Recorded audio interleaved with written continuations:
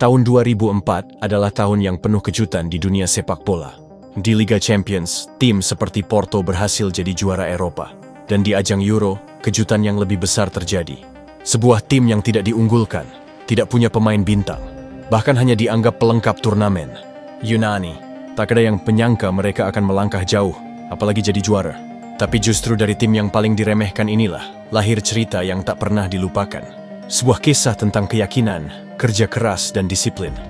Tentang bagaimana sepak bola bukan hanya soal nama besar, tapi soal strategi dan keberanian.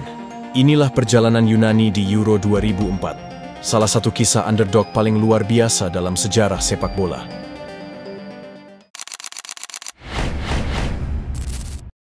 Sebelum Euro 2004 dimulai, tak banyak yang bicara soal Yunani. Negara itu memang punya sejarah panjang dalam peradaban dunia, tapi tidak dalam sepak bola. Mereka hanya pernah tampil satu kali di Piala Dunia, tahun 1994, dan pulang tanpa satupun gol. Di Euro, mereka juga pernah ikut tahun 1980, tapi tak membuat banyak perbedaan. Yunani hanyalah tim kecil dari Eropa Selatan. Mereka bukan Jerman, bukan Italia, bukan Inggris. Tak ada tradisi juara, tak ada generasi emas, dan hampir tak ada pemain yang dikenal dunia. Namun satu hal berubah sejak tahun 2001. Federasi Sepak Bola Yunani menunjuk seorang pelatih asal Jerman, Otto Rehhagel. Rehhagel bukan sembarang pelatih. Ia dikenal disiplin, keras kepala, dan punya gaya main yang tidak disukai banyak orang. Bertahan total. Tapi dia tahu apa yang dibutuhkan oleh tim seperti Yunani. Kesederhanaan, kekompakan, dan keberanian untuk tidak mencoba jadi sesuatu yang bukan mereka. Di tangan Rehhagel, Yunani berubah. Perlahan, mereka menjadi tim yang sulit dikalahkan. Mereka lolos ke Euro 2004 sebagai juara grup kualifikasi, bahkan mengalahkan Spanyol dalam prosesnya. Namun tetap saja, saat undian grup diumumkan, tak ada yang menjagokan mereka. Semua orang fokus ke Portugal, Spanyol, dan Rusia, sementara Yunani dianggap hanya akan jadi penggembira. Tapi yang tidak diketahui orang-orang saat itu adalah, Yunani tidak datang untuk bersenang-senang. Mereka datang dengan rencana. Dan rencana itu, pelan-pelan, akan mengubah sejarah. Yunani di Euro 2004 bukan tim yang dipenuhi nama-nama besar. Sebagian besar pemainnya hanya dikenal di dalam negeri, atau bermain untuk klub Eropa kelas menengah. Tapi justru dari situ, kekuatan mereka lahir. Kesederhanaan, kerjasama, dan loyalitas. Theodoros Zagorakis. Ia bukan gelandang flamboyan, bukan pencetak gol, dan bukan ikon media. Tapi di lapangan, Zagorakis adalah nyawa tim ini. Sebagai kapten, ia memimpin dengan contoh, berlari tanpa lelah, memotong serangan lawan, dan menjaga semangat rekan-rekannya tetap menyala. Saat itu, ia bermain untuk AEK Athens, klub lokal yang bukan langganan sorotan Eropa. Tapi di turnamen ini, dunia akhirnya mengenalnya. Angelos Charisteas.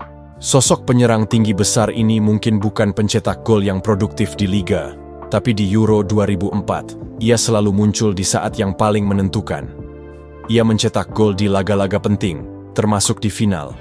Bermain untuk Werder Bremen di Jerman, Charisteas datang ke turnamen ini sebagai pemain biasa dan pulang sebagai legenda. Traianos Delas, julukannya, The Colossus of Rhodes. Bek setinggi 1,96 meter ini jadi tembok kokoh di jantung pertahanan. Ia membaca permainan dengan tenang, tak pernah panik, dan hampir selalu menang duel udara. Meski saat itu bermain untuk AS Roma, Delas bukan pemain utama. Tapi bersama Yunani, ia jadi bagian dari pertahanan yang nyaris tak tertembus. Angelos Basinas, gelandang bertahan yang tenang dan cerdas.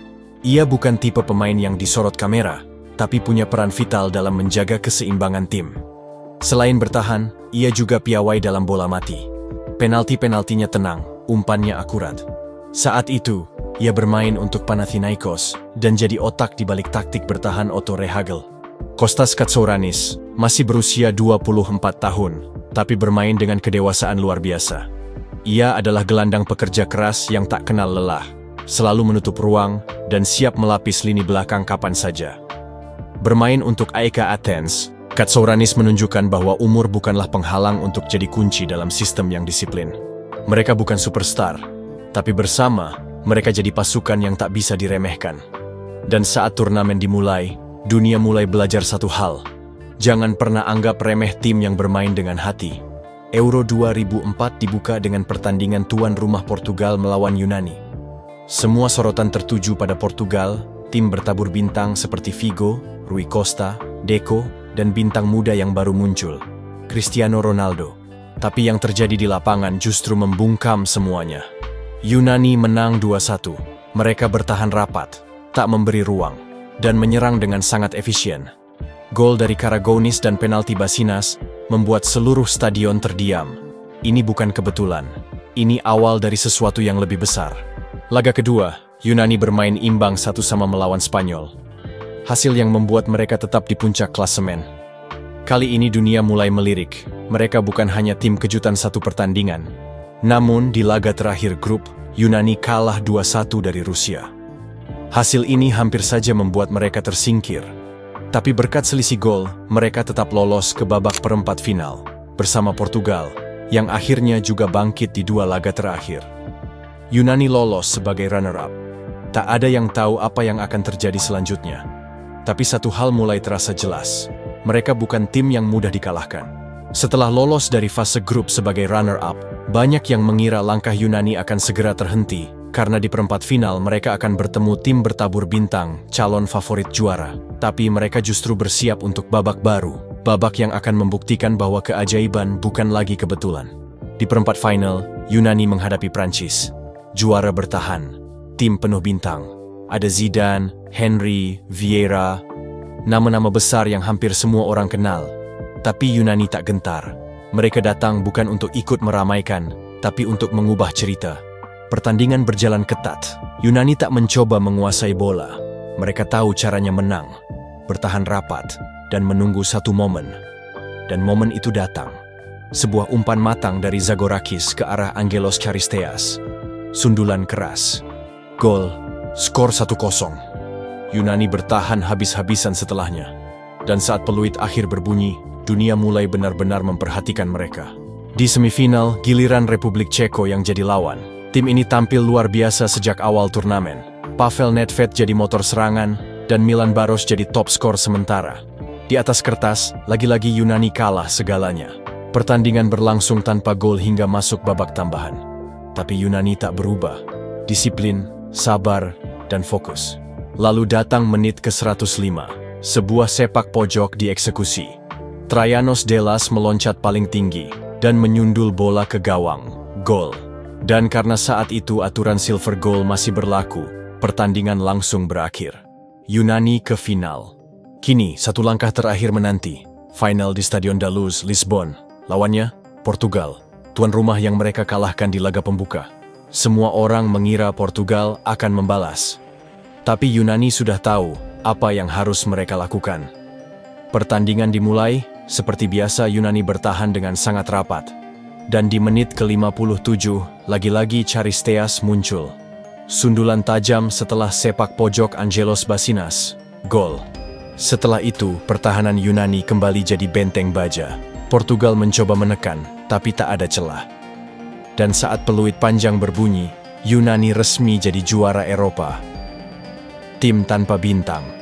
Tim yang tak diunggulkan. Tapi mereka bermain sebagai satu kesatuan. Disiplin, taktis, dan percaya satu sama lain. Itulah keajaiban Euro 2004. Dan Yunani, negara kecil dari Eropa Tenggara, menulis salah satu cerita terbesar dalam sejarah sepak bola. Kejuaraan Euro 2004 yang diraih Yunani bukan hanya sekadar kemenangan sebuah tim. Ini adalah bukti bahwa sepak bola tidak selalu tentang memiliki pemain terbaik atau bintang yang bersinar terang. Kadang itu soal taktik, kerja keras, dan keyakinan yang tak tergoyahkan. Setelah kemenangan itu, dunia sepak bola mulai melihat dengan cara yang berbeda. Yunani membuktikan bahwa dengan kerja tim yang solid, strategi yang tepat, dan pertahanan yang kokoh, tim yang tidak diunggulkan sekalipun bisa menaklukkan raksasa. Keberhasilan Yunani itu tak hanya mengubah cara orang memandang tim mereka, tapi juga memberi pelajaran berharga bagi negara-negara lain. Tim-tim dengan pemain yang kurang terkenal, yang tidak memiliki daftar nama besar, kini tahu bahwa mereka pun bisa menulis sejarah. Semua itu bisa dicapai, bukan dengan bintang individu, tapi dengan kolektivitas. Di tingkat klub, banyak pemain Yunani yang kariernya berkembang pesat setelah Euro 2004. Charisteas, yang menjadi pencetak gol penentu di final misalnya, mendapatkan banyak perhatian dan pindah ke klub-klub besar Eropa. Begitu pula dengan pemain seperti Zagorakis dan Delas yang semakin dikenal setelah turnamen itu. Namun, yang paling penting adalah warisan yang ditinggalkan oleh tim ini. Yunani tidak hanya mengubah arah sepak bola mereka, tetapi juga memberi inspirasi bagi tim-tim kecil di seluruh dunia. Kemenangan mereka menjadi simbol bahwa dengan tekad, tak ada yang tidak mungkin. Meskipun setelah Euro 2004, prestasi Yunani di turnamen internasional tidak setinggi itu, kejayaan di Portugal tetap menjadi bagian tak terlupakan dari sejarah sepak bola. Setiap kali ada cerita tentang tim yang tak diunggulkan yang mampu mengalahkan raksasa, nama Yunani pasti muncul sebagai contoh. Tim ini mengajarkan dunia bahwa di sepak bola, terkadang, impian yang paling tak terduga bisa menjadi kenyataan.